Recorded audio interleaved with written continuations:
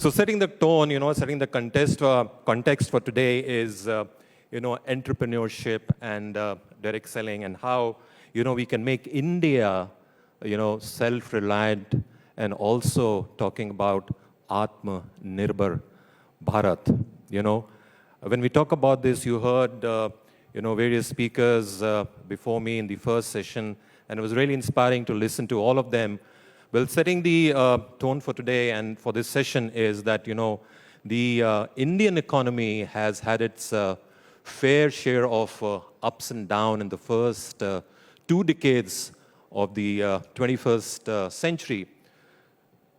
Through it all, we have understood that there are opportunities present out there which we will be able to capitalize on, and given we create the right socio-economic climate in our country. Well, I think that through the efforts of the civil society and our forward-thinking government, we are at a good place to create a truly self-reliant and independent India. And what we say is an Atma-Nirbhar Bharat. So it is safe to say that the first 2 decades of the 21st century has been just a glimpse of what Indians can achieve together, the power of India. India's growth story is not commonplace. Unlike other developing nations, India's economy moved from an agriculturally dominated one to a service-dominated economy. Most developing nations saw a move from agriculture to industry to service, while India, it skipped the industrial movement. Now, this had a negative and positive impact on the current scenario. A service-heavy economy meant that we were the perfect destination for outsourcing and manufacturing for a lot of businesses from various parts of the world. Well, while this boosted the economy through job creation, the jobs that we got were neither creative nor explorative to a large extent. In the second half of the last decade, what India saw was an increase in the number of jobs created through entrepreneurial endeavors. Now, with the help of the government initiatives, such as the Make in India, Atmanirbhar Bharat, and Startup India, readily available, the internet, which you also heard our Skill Development Minister for State talking about it, and inclusion of industries such as the MSMEs and the direct selling industry, to the mainstream, we have inculcated the entrepreneurial spirit even in the tier 2 and the tier 3 cities in the country. Now, ladies and gentlemen, this is important. Why? Because since India basically sailed through the industrial development and went straight, into service model, we had to work innovatively to create a legacy of entrepreneurship. And for the longest time, being your own boss was thought to be a very, I would say, a difficult route. And for most of us, it was either the family business or agricultural job in the government or a private sector. Entrepreneurship and business person was seen as unstable professions restricted to a certain sector of economy. But slowly and, bit by bit, citizens of our country have started understanding the importance of professional freedom. And at the very forefront of this progress has been the MSME sector. Just to share some statistics, the sector employs 11 crore people and contributes 30%, approximately 30% of the GDP. Recently, the ministry announced that they aim to increase the contribution to 50% of the GDP and add another 4 crore jobs. And of course, with initiatives such as, Sambhav, Pradhan Mantri Mudra Yojana, PMMY, and Prime Minister's Employment Generation Program, which is also called the PMEGP, I think we are all well on our way to achieve our growth targets. But the question comes here is that how can government encourage entrepreneurship to increase self-reliance and Atma-Nirbharta? Well, the government has already paved the way through its efforts and policies for young entrepreneurs to step up into the field and have a fair shot. Things like initiatives like Startup India, Atmanirbhar Bharat, Pradhan Mantri Kaushal Vikas Yojana, MSME Market Development Assistant, and Atal Incubation Centers. But these are some programs and policies that will have a long-term effects on the Indian entrepreneurship journey. Not only this, additionally, in the next few years, we will depend on the government to support us with the policy ecosystem and the education to create the right talent pool. Our challenge in the coming future is not going to be job creation, but how to have an employment pool, that can fulfill these various, I would say, job roles. The Indian MSME sector has shown that it is well equipped to create jobs under the right socio-economic and political climate. Entrepreneurship is about creating a culture and fostering a mindset. When people of society start looking at problems to come up with the ways to solve them, that's when you know you have the right culture. These things happen organically. They take time and consistent effort. And by facilitating the growth of micro-entrepreneurial sector, creating the right educational environment for the entrepreneurs and domain experts to develop their skills, and continuing the legacy of fostering financial independence for individuals, we can achieve self-reliance in a sustainable manner. When we talk about sustainability, that is what is important. A sustainable manner, whether it be the businesses, whether it be the growth, it has to be sustainable, and that's what is important. My company's approach, Herbalife Nutrition's approach, has always been to holistically contribute to the markets it operates in. You just heard that in India, we have completed 22 years. In fact, it's today we completed 22 years in India. We're celebrating 22 years today in India. And through the entrepreneurial opportunities under the direct selling model, we empower people towards self-reliance and independence. The Tier 2 and Tier 3 are filled with people of high potential, and they don't necessarily need to move to bigger towns and cities to be successful today. Technology at large and the internet specifically have made it possible for people to start working for better tomorrow from where they are. The Tier 2 and Tier 3 face capital generation issues in the coming future. The movement of capital from Tier 1 to Tier 2 and Tier 3 will ensure lesser migration to Tier 1 cities and help our society in achieving equal objectives, creating a synergy between the different cities that exist in India. Indian cities, irrespective of the labels we thrust upon them, are full of potential. Trust me, they are full of potential. And they are brimming with ideas and solutions.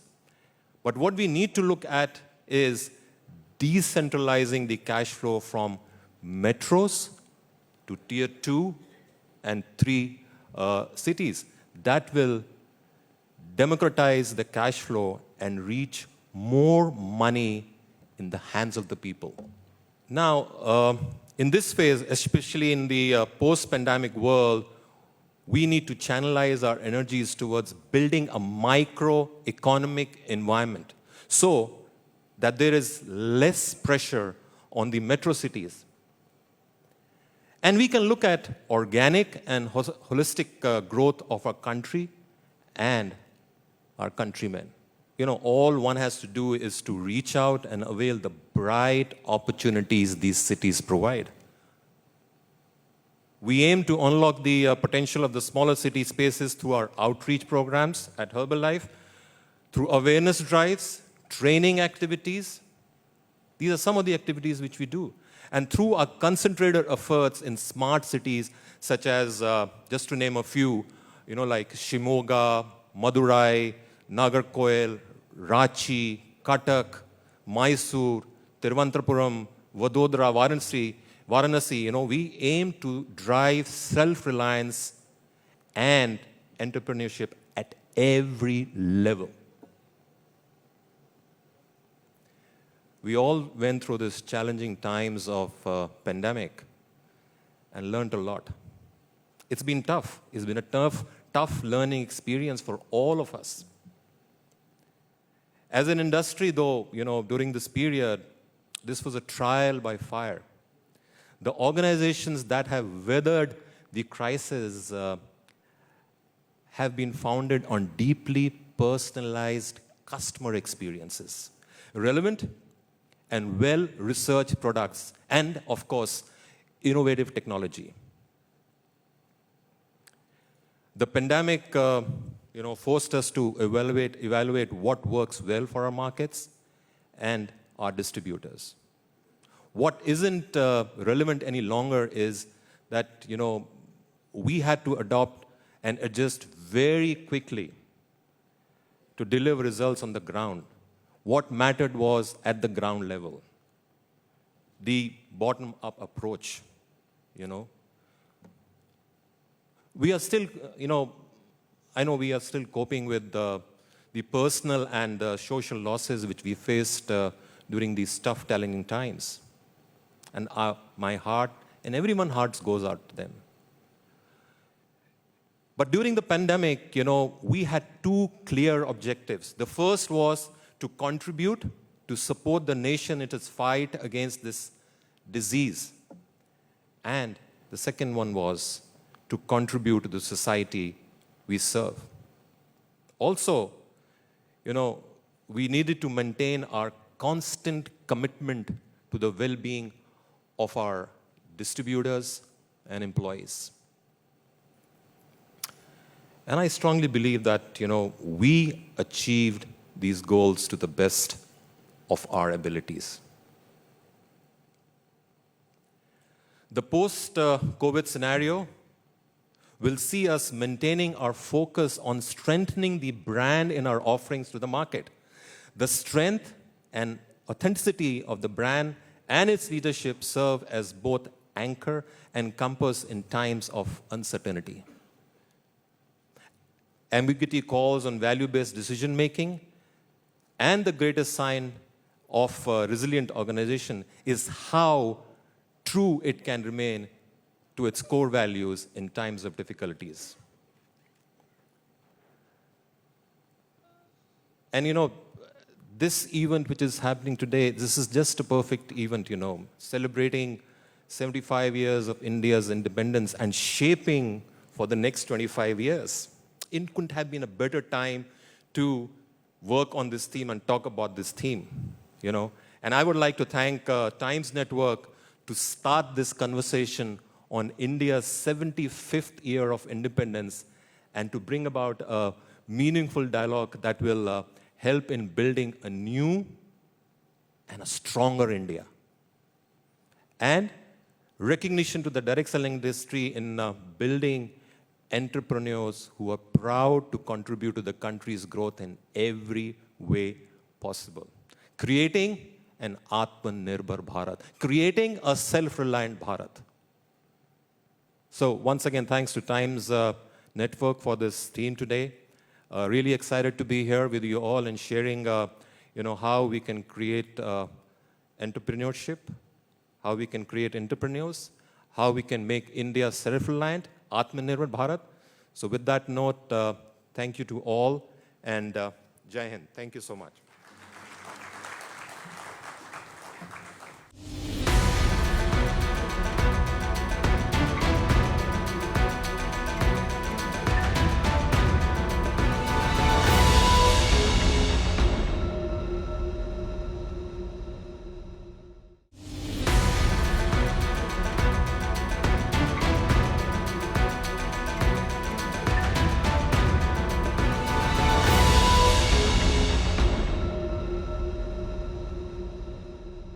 Mansukh Mandaviya जी, लोग कहते हैं, कुछ लोग कहते हैं कि हमने 110 करोड़ कर लिया, बहुत शान की बात है। लेकिन हमारे देश का एक विपक्ष है जो कहता है अभी तो 90 करोड़ बाकी है, दिसंबर 31 तक करना है, कैसे करेंगे? क्या जवाब देंगे आप विपक्ष को? विपक्ष को कोई जवाब देना नहीं है।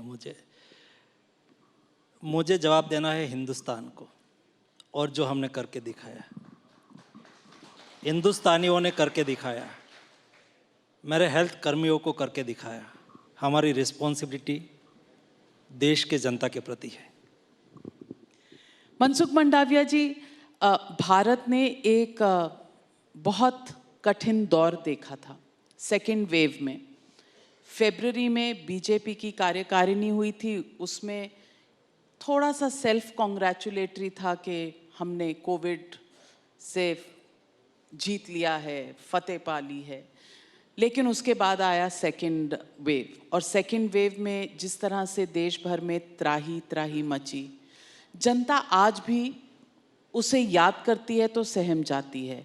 मैं आपसे सबसे पहले पूछना चाहती हूँ कि क्या आज हमारा इंफ्रास्ट्रक्चर और हमारी तैयारी इस तरह की है कि अगर थर्ड वेव हो तो हम उसका सामना कर पाएंगे? पहले तो आपने देश में लॉकडाउन लगा तब से आज तक देश के प्रधानमंत्री जी के मुंह से कभी नहीं सुना होगा कि कोविड चला गया है। मोदी जी ने हमेशा कहा कि कोविड आज कंट्रोल में है, फर्स्ट वेव के बाद कंट्रोल में था, लेकिन हमारे बीच में वो चला नहीं गया है। इसलिए हमें प्रिकॉशन रखना, हमें कोविड एप्रोप्रिएट बिहेवियर को फॉलो करना, ऐसा मोदी जी ने कंटिन्यूस कहा। दूसरा जो आपने क्वेश्चंस किया है कि क्या अगले दिनों में कोविड केस बढ़े तो उसके सामने क्या तैयारी है। मैंने और मेरी सरकार ने और मेरा दल और मेरा व्यक्तिगत विचार भी मुझे ये इजाज़त नहीं देता है कि भूतकाल की सरकार ने क्या किया क्या नहीं किया उसके में हम पढ़े। लेकिन सेकंड वेव में हमने देखा, सारे देश ने देखा, देश में हेल्थ इंफ्रास्ट्रक्चर में क्या क्या कमियां थी। हेल्थ सेक्टर को ये देश में कभी टोटल नहीं देखा गया, त्रुटक टुटक सोचा गया। हेल्थ को कभी डेवलपमेंट के साथ नहीं जोड़ा गया, जो मोदी जी ने जोड़ा। और ये दोनों को देखते हुए ही जब मोदी जी ने 2014 में पहली बार सरकार बनाई और तब से हमने हेल्थ इंफ्रास्ट्रक्चर को बढ़ाने के लिए, हेल्थ फैसिलिटी को बढ़ाने के लिए कोशिश की। हेल्थ एंड वेलनेस सेंटर शुरू करने के लिए हमने तय किया, 80,000 बन गया और अभी 1.5 लाख तक बनाना है, क्योंकि गांव में रहने वाले लोगों को हेल्थ एक्सेस मिले। दूसरा, दुनिया में सबसे बड़ी हमने हेल्थ सिक्योरिटी के लिए आयुष्मान भारत प्रधानमंत्री जन आरोग्य योजना चलाई। आपने सुना होगा, आज से 8 साल पहले ओबामा ने एक स्कीम चलाई थी और उसका नाम था ओबामा केयर। उसमें अमेरिका में 10 करोड़ लोगों को हेल्थ सिक्योरिटी देनी थी। और मोदी जी ने सोचा कि बीमारी तो कभी किसी को पूछ के नहीं आती है, गरीब के यहाँ भी आती है, अमीर के यहाँ भी आती है। और जब गरीब के यहाँ कोई बड़ी बीमारी आ जाती है, ऑपरेशन की नौबत आती है, तो उसके जेब में पैसा नहीं होता है। क्या उसको अपने ऑपरेशन की, अपने स्वजन को ऑपरेशन कराए वो अधिकार नहीं मिलना चाहिए? मिलना चाहिए। और इसलिए 10 करोड़ फैमिली के लिए, 50 करोड़ लोगों के लिए आयुष्मान भारत योजना चलाई और उसमें से 2.25 करोड़ लोगों को आज तक ट्रीटमेंट, ऑपरेशन हो चुके हैं, सारवार मिल चुकी है और अगले दिनों में वो व्याप आगे बढ़ाना है। 3, क्या हम ट्रीटमेंट के लिए जाए और हम एक बार टेस्ट कराए, दूसरी बार टेस्ट कराए, लैब टेस्ट कराए, हमारा रिकॉर्ड, हमारा हेल्थ के लिए हमारा हेल्थ रिकॉर्ड बहुत आवश्यक है। मोदी जी ने Ayushman Bharat digital health mission प्रारंभ किया। Well, on that note, ladies and gentlemen, big round of applause for Union Health Minister. और हमारी दुआएं साथ में हैं कि आप देश के सारे हेल्थ वर्कर्स को हमारी तरफ से और अपनी तरफ से और सरकार की तरफ से प्रोत्साहित करते रहें, क्योंकि वो हैं तो हम हैं और ये भारत तहे दिल से मानता है। Thank you very much, Mr. Mansukh Mandavia, for joining us at the Times Now Summit, 2nd edition.